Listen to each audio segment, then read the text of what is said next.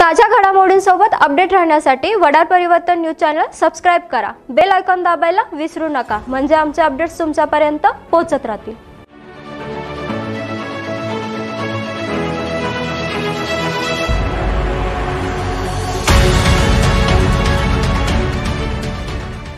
नमस्कार, वडार परिवर्तन न्यूज मध्ये आपले स्वागत आहे। मी प्रणाली। चला तर मग पाहूयात आजच्या काही ठळक घडामोडी। सांगली कोरोनाच्या संभाव्य तिसऱ्या लाटेच्या पार्श्वभूमीवर महापालिकेची पूर्वतयारी सुरू झाली आहे। याबाबत मनपा आयुक्त नितीन कापडनीस यांनी महापालिकेत बालरोग तज्ज्ञांची बैठक घेऊन मनपा क्षेत्रात टास्क फोर्स, हेल्पलाईन आणि चाइल्ड केअर सेंटर सुरू करण्याचा निर्णय घेतला। तिसरी लाट आलीच तर महापालिका प्रशासन सर्व तयारीनिशी सज्ज असेल असा विश्वास मनपा आयुक्त नितीन कापडनीस यांनी व्यक्त केला।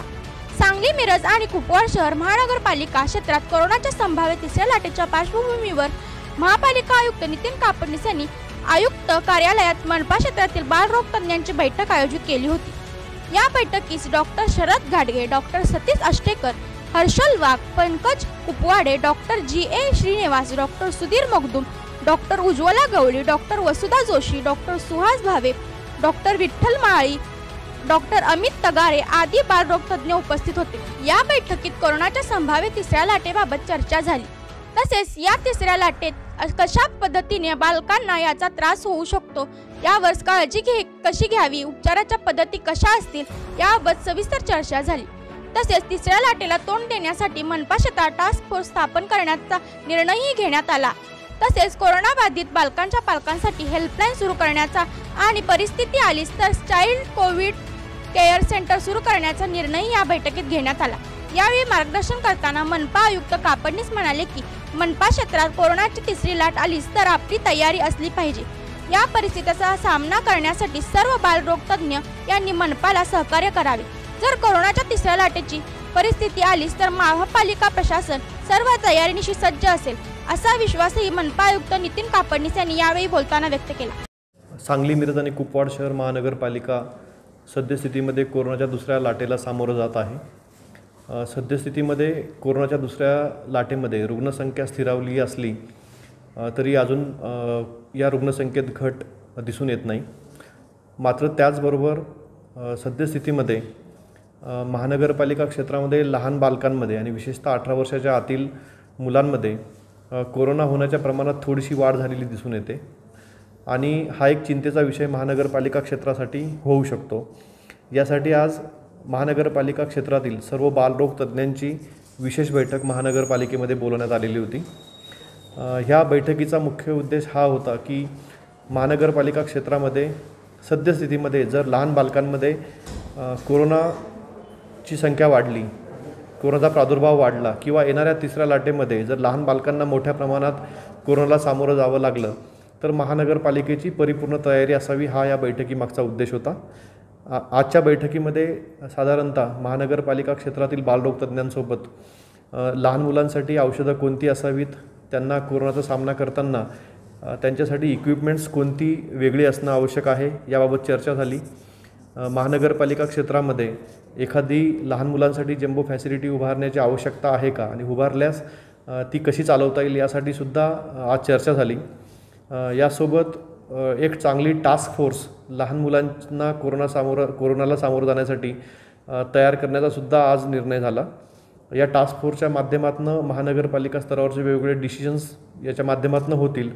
त्याचबरोबर ज्या लहान बालांना कोरोना झाला आहे त्यांच्या पालकांचं सुद्धा काउन्सिलिंग करता येईल आणि विशेष म्हणजे एक चांगला हेल्पलाईन नंबर उपलब्ध करून दिला किंवा बालरोग तज्ज्ञांचे नंबर्स उपलब्ध करून दिले तर पालकांना कुठल्याही भीतीला सामोरं न जाता एक चांगली अशी माहिती प्रत्यक्ष ह्या बालरोग तज्ज्ञांकडून मिळू शकते।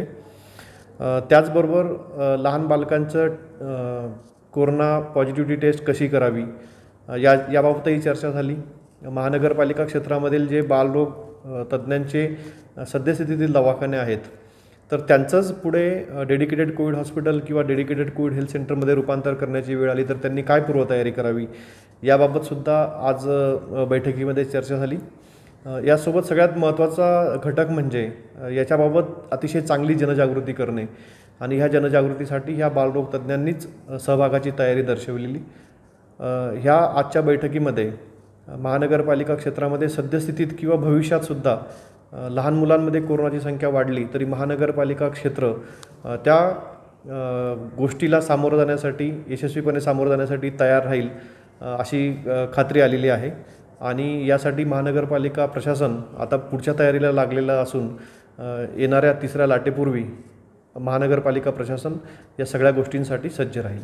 आत्ता सध्या सांगलीमध्ये लहान मुलांचे जे हॉस्पिटल्स आहेत, प्रत्येक हॉस्पिटल हे वेल इक्विप्ड आहेतच. प्रत्येकांच्यामध्ये जे जे हॉस्पिटल्स आहेत, ह्या हॉस्पिटलमध्ये व्हेंटिलेटर्स अवेलेबल आहेत. त्या हॉस्पिटलमध्ये टर्शरी केअर युनिट ट्रीटमेंट आत्ता सध्या बऱ्याचशा हॉस्पिटलमध्ये दिली जाते. तसेच कोरोना केअरसाठी सुद्धा जे हॉस्पिटल आता आपण निर्माण करणार आहोत किंवा जे हॉस्पिटल आपण युटिलाइज करणार आहोत, याच्यामध्ये आम्ही आत्ता सध्या काय केलेलं आहे, सगळ्यांनी मिळून प्लॅन केलेला आहे की काही हॉस्पिटल हे डेडिकेटेड फक्त अडल्ट आणि पिडियाट्रिक्स असे दोन्ही एकत्र ट्रीटमेंट देऊ शकेल अशी काही हॉस्पिटल्स आम्ही आत्ता सध्या लोकेट करतो आहोत. कारण काय आहे की जरी समजा बाळ असलं तर त्याच्याबरोबर आई वडील कोणतरी राहू शकतं किंवा बाळ एकटं राहू शकत नाही. आणि समजा आईला किंवा वडिलाला प्रॉब्लेम झाला तर परत लहान मुलांच्या दवाखान्यातून अजून दुसरीकडे कुठे न्यायचं, त्याच्याऐवजी असं एकत्र असू शकेल असं ही पहिली गोष्ट. दुसरी गोष्ट, लहान मुलांसाठी लागणारी जी मेडिसिन्स आहेत ही अडल्टपासून वेगळी आहेत. मोठ्या माणसांना लागणारी मेडिसिन लहान मुलांच्यामध्ये चालतात असं नाही. उदाहरणार्थ आता डॉक्झीसायक्लिन आहे, आयव्हरमेक्टिन आहे, असे जी ड्रग्ज आहेत ही आपल्याकडे अडल्टमध्ये वापरली जातात, पण पिडियाट्रिक्समध्ये त्याचा कोणताही रोल नाही. पिडियाट्रिक्सला लागणारी औषधं जी आहेत त्यातलं IVIG सारखं एखादं महागडं औषध असेल तर आम्ही सगळ्यांनी रिक्वेस्ट केली की ते औषध आम्हाला पेशंटला यूज करण्यासाठी मिळू शकेल अशी काहीतरी सोय होईल. व्हेंटिलेटर लागणार आहेत, डेडिकेटेड पिडियाट्रिक व्हेंटिलेटर्स आपल्याकडे आहेत. ऑक्सिजनसाठी हाय फ्लो ऑक्सिजन असेल, साधा ऑक्सिजन असेल, ह्या सगळ्या गोष्टी किंवा इन्फ्युजन पंप असेल. अडल्टमध्ये चालतं 2 बाटल्या सलाईन सोडलं तर चालू शकतं, पण पिडियाट्रिक्समध्ये किती ml पर kg असा डोस ठरलेला असतो. त्या पद्धतीनेच हे सगळे हॉस्पिटल तयार आहेत. आणि आत्ता सध्या ह्या क्षणालासुद्धा सांगलीमध्ये 4-5 हॉस्पिटल सांगली मिरजेत अशी आहेत की ज्याच्यामध्ये आपण इमिजिएटली डेडिकेटेड टर्शरी लेवलची जी इंग्लंड अमेरिकेमध्ये ट्रीटमेंट दिली जाते त्या लेवलची ट्रीटमेंट आपण सांगलीतसुद्धा देऊ शकतो. नमस्कार, मी डॉक्टर अमित तगारे, मी नवजात शिशुतज्ञ. आज कोविडची तिसरी लाट जर आली तर त्यासाठी काय करायचं याच्या पूर्वतयारीसाठी कापडणीस साहेबांनी आम्हाला सगळ्यांना बोलवलं होतं. जर दुर्दैवानं असं काही झालं आणि त्या तिसऱ्या लाटेमध्ये जर मुलांना जास्त त्रास झाला तर त्यासंबंधी काय करायचं याची आज चर्चा झाली. त्याआधी मी आत्ता जो सध्या भेडसावणारा प्रश्न आहे सगळ्यांना त्याच्याबद्दल बोलीन की आत्ता अशी परिस्थिती आहे की बऱ्याच आयांना कोविड झालेला आहे आणि मग त्यांची मुलं जन्माला आल्यावर काय करायचं ह्याच्याबद्दल थोडासा संभ्रम आहे. तर जर आई बरी असेल, म्हणजे आत्ता सध्या जी रेकमेंडेशन आहे ती अशी आहे की जर आई बरी असेल तर बाळाला आईजवळ राहू दे, आईला दूध पाजू दे. फक्त प्रत्येक वेळी आईनं मास्क घालून हात धुवून बाळाला दूध पाजावं. समजा आई बरी नसेल आणि घरामधलं दुसरं एखादा माणूस शक्य असेल तर आईचं दूध काढून ते त्या बाळाला देता येऊ शकतं. त्यामुळे शक्य तेवढे बाळाला आणि आईला दूर करणं चांगलं नाही. जर शक्य असेल तर आईला लवकर हॉस्पिटलमधून डिस्चार्ज देऊन आईला आणि बाळाला घरात एकत्र ठेवून बाळाची काळजी आईकडनं घ्यावी अशी सध्याची गाईडलाईन आहे. आणि ह्याचा सगळ्यात मोठा फायदा असा आहे की आईच्या दुधामधनं बाळाला जी प्रतिकारशक्ती मिळते त्यामुळं त्या बाळाला त्या कोविडच्या जंतूशी लढा द्यायला थोडी मदत होती. दुसरी गोष्ट, आईची पण मानसिक शक्ती चांगली राहते. कारण आपल्यामुळं आपल्या बाळाला त्रास होणार आहे आणि आपल्याला आपल्या बाळाला सांभाळता येणार नाही, हा एक फार मोठा मानसिक धक्का आहे ज्यातनं आयांना सावरायला वेळ लागतो. कृपा करून ज्या बातम्या येतात की शेजाऱ्यांनी सांभाळलं आणि कोणी सांभाळलं, बाळाला आईपासून दूर ठेवलं, याच्याकडं फार लक्ष देऊ नये. जोपर्यंत आई सांभाळू शकते तोपर्यंत आई हाच सगळ्यात मोठा चांगला आधार आहे बाळाला. त्यामुळे बाळाला आईजवळ ठेवावं. फक्त आईनं प्रत्येक वेळी सगळ्या स्वच्छतेच्या करोनाच्या ज्या गाईडलाईन आहेत त्या पाळल्या तर बाळांमध्ये होणारा जंतुसंसर्ग हा जवळपास 0% खाली येतो असं अभ्यासातनं सिद्ध झालं आहे आणि हे भारतात झालेले अभ्यास आहेत. त्यामुळे हा एक अत्यंत महत्त्वाचा मुद्दा आहे. दुसरी गोष्ट, बाळाला जर काही त्रास झाला तर त्यासंबंधी काय करायचं ह्याचा पटकन तुम्ही तुमच्या बालरोग तज्ज्ञाशी संपर्क साधून त्याच्यावरती उपचार काय करायचे, काय तपासणी कधी करायची ह्याचा विचार केला पाहिजे. एवढ्या छोट्या बाळाची तपासणी कशी करायची असा विचार करून तपासणी न करणं ही चूक आहे. कारण जर आपल्याला वाटलं की बाळाला काहीतरी त्रास होतो आहे आणि त्याला काही जर ट्रीटमेंट देण्याची आवश्यकता असेल तर बाळाची तपासणी करणं गरजेचं आहे. सध्या जी लहान मुलांची गाईडलाईन आहे त्यानुसार आपण जी मोठ्या माणसांना औषधं देतो आहे, अँटीव्हायरल औषधं, ती लहान मुलांना दिली जात नाहीत. जोपर्यंत ती अतिशय सिरियस होत नाहीत तोपर्यंत त्यांना स्टेरॉईड पण दिलं जात नाही. त्यामुळं बाळांना सांभाळण्याच्या गाईडलाईन्स, ट्रीटमेंटच्या गाईडलाईन ह्या पूर्ण वेगळ्या आहेत. आणि बऱ्याच वेळा हॉस्पिटलमध्ये ॲडमिट केल्यानंतरसुद्धा तुम्हाला असं वाटेल की माझ्या बाळाला काही ट्रीटमेंटच मिळत नाही, तर तसं नाही आहे. शेवटी प्रत्येक गोष्टीची एक नियमपद्धती ठरलेली असते आणि त्या नियमानुसार लहान मुलांना जोपर्यंत खूप जास्त त्रास होत नाही, न्यूमोनिया वाढत नाही, तोपर्यंत स्टेरॉईड किंवा रेमडेसिवीरसारखी औषधं दिली जात नाहीत. हे मी एवढ्यासाठी सांगतो आहे की दुर्दैवानं तुमच्या कुणाच्या बाळाला ॲडमिट करायची वेळ आली तर तुम्हाला असं वाटतं कामा नये की आमच्या बाळाला उगीच ॲडमिट केल्यानंतर ट्रीटमेंट मिळत नाही.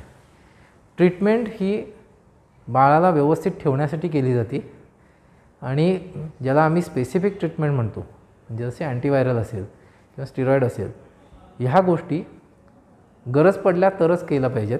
कारण यांचा बाळांवरती काय परिणाम होणार आहे हे सुद्धा आपल्याला अजून माहीत नाही. त्यामुळे लहान मुलांच्या बाबतीत खूप सावधगिरीनं सगळ्या गोष्टी कराव्या लागतात. सध्या जर तुमच्या घरात कोणी मोठी माणसं कोविड पॉझिटिव्ह असतील तर मुलांचं काय करायचं असे फोन आम्हाला रोज येतात. तर सध्या तरी असं हे आहे की जोपर्यंत तुमच्या बाळाला काही त्रास होत नाही तोपर्यंत तुम्ही तुमच्या बाळाची घरामध्ये व्यवस्थित काळजी घ्या. जो कोणी माणूस पॉझिटिव्ह आहे त्या माणसानं व्यवस्थित मास्क घालून, हात धुवून, सोशल डिस्टन्सिंग पाळून बाकीच्यांना इन्फेक्शन होणार नाही ह्याची खात्री घ्यावी. समजा घरातली 2 माणसं पॉझिटिव्ह आहेत किंवा आई पॉझिटिव्ह आहे, बाळ पॉझिटिव्ह आहे, तरीसुद्धा या नियमांचं पालन केलं पाहिजे. कारण ज्याला आपण व्हायरल लोड म्हणतो तो व्हायरल लोड वाढत जाऊ शकतो. त्यामुळं ह्या गोष्टींवरती व्यवस्थित विचार केला पाहिजे.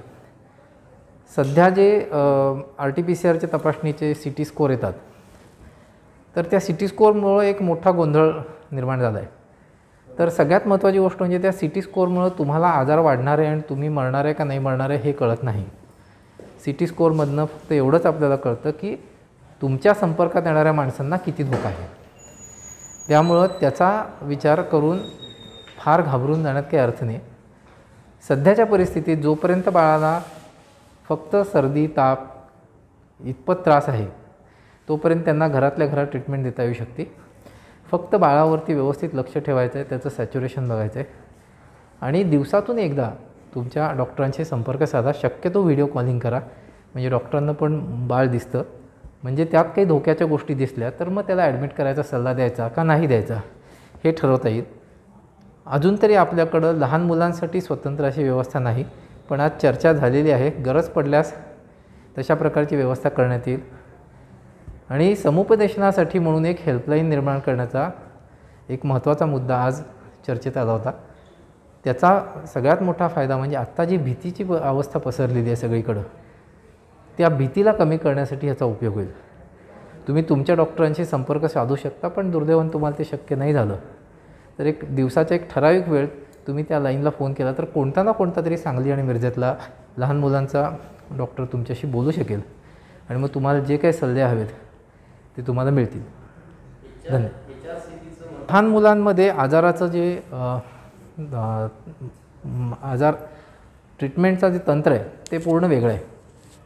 कुठल्याही प्रकारच्या तपासण्या म्हणजे ज्या आता मोठ्या माणसाच्यात आपण करतो, D-डायमर, फेरिटीन, HRCT, ह्या गोष्टी जर आजार खूप बळावला असेल तरच केल्या पाहिजेत. फक्त सर्दी खोकला आहे, ताप आहे किंवा सॅच्युरेशन 90 ते 94च्या दरम्यान राहतं आहे आणि त्यासाठी आपण बाळाला ॲडमिट केलं, थोडीशी धाप आहे त्यासाठी ॲडमिट केलं, ज्याला आम्ही मॉडरेट म्हणतो, तर तो मॉडरेटच्या सगळ्या पेशंटना HRCT, D dimer, steroid, remdesivir हे जसं आपण मोठ्या माणसांच्यात करतो तसं केलं जात नाही. समजा त्याचा न्यूमोनिया बळावतो आहे असं वाटलं किंवा त्याची ऑक्सिजनची गरज वाढली, ऑक्सिजनचं सॅच्युरेशन कमी व्हायला लागलं असं काही वाटलं तरच ह्या तपासण्या केल्या जातात. आणि एक गोष्ट आपण कायम लक्षात ठेवली पाहिजे की एक CT स्कॅन म्हणजे 300 ते 500 एक्सरे. प्रत्येक माणसाला आयुष्यात मॅक्सिमम किती एक्सरे काढता येतील याची एक लिमिट ठरवली आहे सेफ्टीची. त्याच्यापेक्षा जास्त एक्सरे केले तर त्याचे दुष्परिणाम होऊ शकतात. तसंच CT स्कॅनच्या बाबतीत आहे. त्यामुळं जोपर्यंत आपल्याला आपल्या ट्रीटमेंटचा मार्ग बदलायचा नाही आहे तोपर्यंत HRCT या बाकीच्या गोष्टी शक्यतो केल्या जात नाहीत. त्यामुळं लहान मुलांच्यातली ट्रीटमेंटची पद्धती ही मोठ्या माणसांपासून वेगळी आहे हे कळणं महत्त्वाचं आहे. कारण आपल्यातले बरेच लोक असे असतील की ज्यांना कोविड होऊन गेला, जे ॲडमिट झालेत, त्यामुळे त्यांना माहिती आहे की त्यांची ट्रीटमेंट कशी झाली आहे आणि माझ्या बाळाची ट्रीटमेंट तशी होत नाही आहे. ह्यामुळे एक अस्वस्थता येते, तर ती आली नाही पाहिजे. कारण आपल्याला हे कळलं पाहिजे की ही पूर्णपणे वेगळी पद्धत आहे आणि लहान मुलांच्या बाबतीत सावधगिरी जास्त बाळगली जाते. त्यामुळं थोडा वेगळा राहणार, पण ते आपण समजून घेतलं पाहिजे.